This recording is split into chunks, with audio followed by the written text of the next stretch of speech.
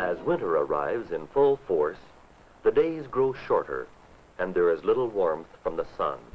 In many parts of our country, the fields lie buried under a blanket of snow for days at a time. Sometimes ice glistens on every blade of grass and every tree branch.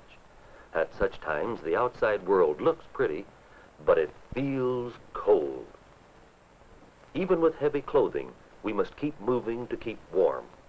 And we probably wouldn't like the idea of staying outdoors for very long. So it is natural for us to wonder about and perhaps feel sorry for animals that do live outdoors in winter. Some animals may die during prolonged ice storms, but most animals do not die. Their tracks in the snow tell us that many animals are still active, and there are other animals which are still very much alive even though they are not active. Winter brings problems. But not every animal meets those problems in the same way. Long before the snow flies, changes begin in the animal or in its activities, changes which will help it meet the winter.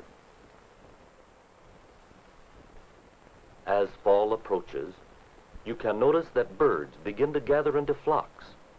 You may see them resting on telephone wires or feeding in the fields in great numbers.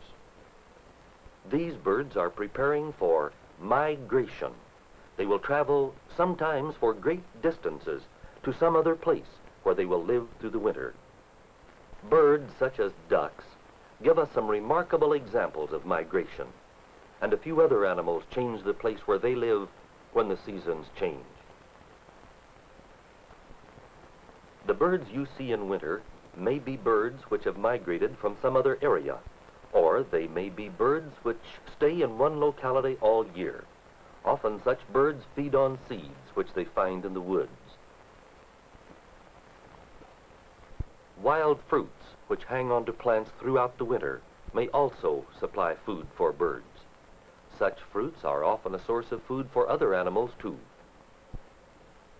Birds will sometimes change their feeding habits for a short time when the kind of food they prefer is hard to get. This chickadee, for example, is normally an insect eater.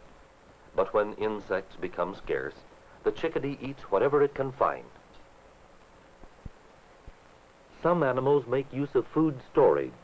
This pack rat, for example, stores the food he does not need. Then it is available to him during the winter.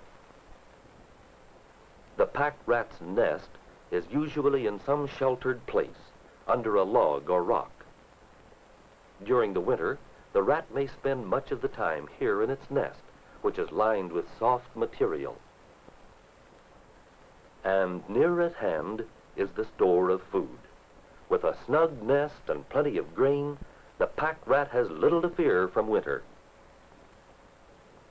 The squirrel, like the pack rat, is in little danger of going hungry during the winter.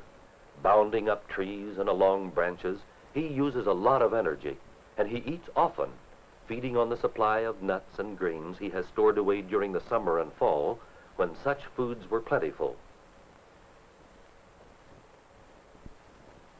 In the warm months, while other animals are gathering nuts or grain, the bee will be gathering nectar and pollen. These materials will be stored in cells in the hive, so that all the bees in the colony will have food for the cold months. A turtle stores its winter food supply inside its body in the form of fat. By eating heartily in the warm months, the turtle will not need to eat at all when winter comes. In fact, you would have to dig down under the soil to find a turtle after cold weather arrives, for turtles are one of a group of animals which hibernate. Hibernating animals become so inactive that they need little oxygen, no water, and only the food stored inside their bodies. This hibernating turtle is in a kind of sleep, much deeper than ordinary sleep. Unless accidentally uncovered, such an animal will not be seen all winter. Many other cold-blooded animals hibernate in winter. Animals such as frogs and salamanders. The body temperature of such animals is about the same temperature as their surroundings. So they, along with the snake, must go below the frost line to keep from freezing. This spade-foot toad is digging himself in to hibernate until warm weather returns.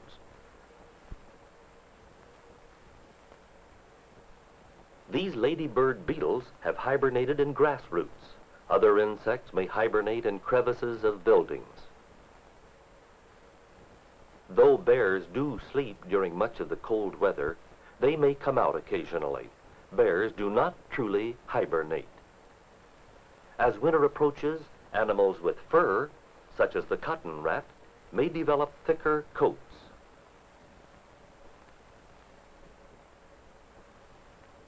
And birds may have a thick layer of downy feathers to protect them from the cold.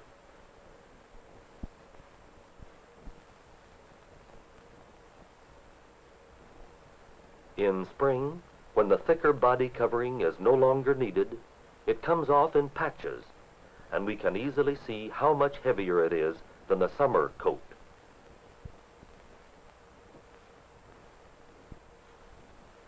The ptarmigan is one animal that changes color with the seasons. In these rare pictures made above the Arctic Circle, a hen ptarmigan in the foreground has summer coloring, which makes her almost invisible on the nest. The male bird still has the white coat, which made him hard to see against winter snow. And so we see that animals have many different ways to meet the problems of winter. Some of them leave before the weather becomes too cold, migrating to a different place to live. Migrating animals return when the weather is warm again. Many animals which stay in the same locality all year depend upon food which they have stored to help them through the winter. Other animals may spend all or part of the cold months in hibernation, their bodily processes so slowed that they do not need food.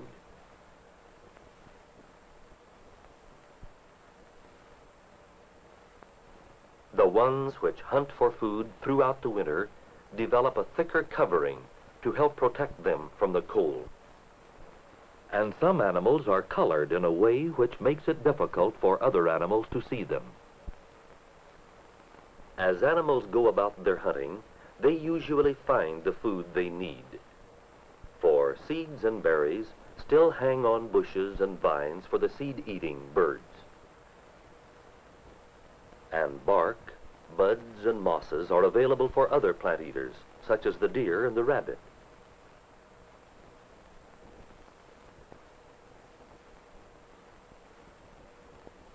The animals which live by eating other animals must work harder now than during the rest of the year. Winter may mean hardships for animals, but in one way or another, the animals usually meet those hardships successfully.